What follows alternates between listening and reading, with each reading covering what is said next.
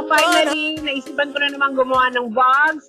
And this time, since it's Christmas, mag-entry ako sa Vlogmas!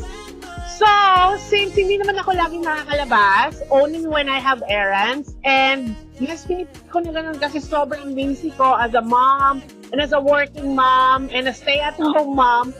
As you guys know, or kung di nyo man alam, my husband and I are working from home, and we are blessed kasi we were able to take care of our son sa bahay. And of course, you know, who wouldn't like working remotely, right? And be able to enjoy and at the same time, work nga sa bahay. So, like I said, wala naman ganong ganap sa amin unless meron mga community events. That's when the time we go out and hang outside. Other than that, pag nag-errands kami. So, in this case, sa videos ko, ang mga i-share ko sa inyo is yung mga times na past na. Nakapunta kami sa iba't ibang lugar and yun lang, i-share ko lang sa inyo para naman magiging moments or pagdating ng time na gusto kong balikan tong mga videos na to para makita yung mga memories namin, may papakita rin ako kay Joyan. And also, to share yung creativity ko kasi dito lang ako nakakapag-share ng creativity ko sa pag-edit ko ng mga vlogs. For some reason, kahit nahihirapan ako, and feel ko napaka-perfectionist ko kaya wala akong madalas na nilalabas na vlog, is nakakatulong sa akin na makapag-edit, ganyan. So, yun, i-share ko lang sa inyo yun. The first thing that I want to share to you guys is nung pumunta kami ng Memorial Park, dito nearby lang sa amin. Meron kasi diyang malaking pond na pwede kang mag-fishing. So, hold on, anak. So, si Aline, he bought a fishing reel for Joyan and it's his first time fishing talaga na sarili niya. He actually caught a bluegill. So, I'm gonna show you guys in the next clip.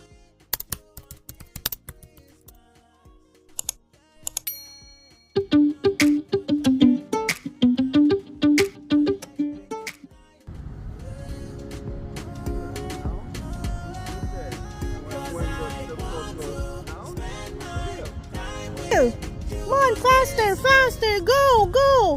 Faster, faster, faster!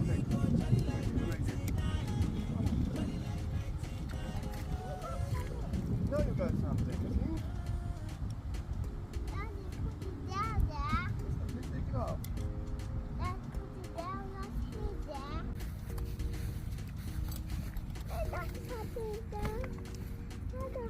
You got another one. Up, get up. Get up! Reel more, reel more, reel more! More. Oh, you lost it. No, Reel it! You can do it! Go, Julian! Go, go, go! bud.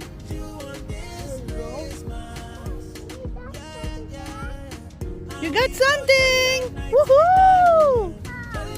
All right. Say hi to the fish. Good morning, fish. Okay, let me take a picture. Okay, hold it, Julian. Look here to mommy.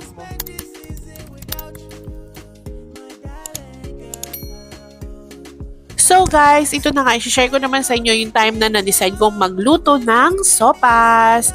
As you guys can tell, ang aking boses ay kakaiba this time kasi meron akong sakit. Ang buong pamilya namin may sakit. And hindi naman sakit na we have flu. Sana nga gumaling na talaga kami ng tuluyan kasi bukas ay Monday na naman.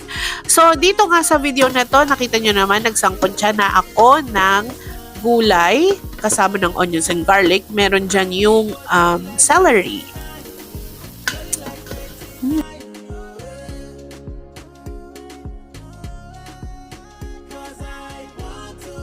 Tapos nung pag-saute ng mga gulay na yon, inalis ko siya and then separate ko rin niluto or sinute ng mag-isa niya yung manok kasi minsan ayoko nung parang lasang malansa.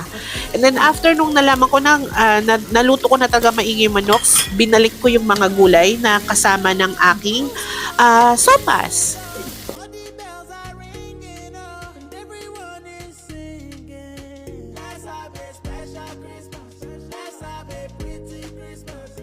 And then, make sure ko lang na maluto sila ng maigi. And then, nilagyan ko siya ng chicken broth and then water.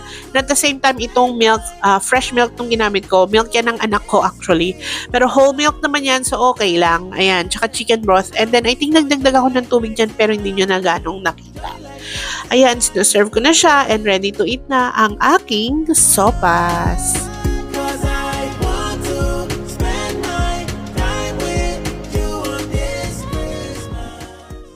Kung nanood kayo ng vlog ko, maraming salamat. Dito na nag-e-end yung aking munting vlogmas entry.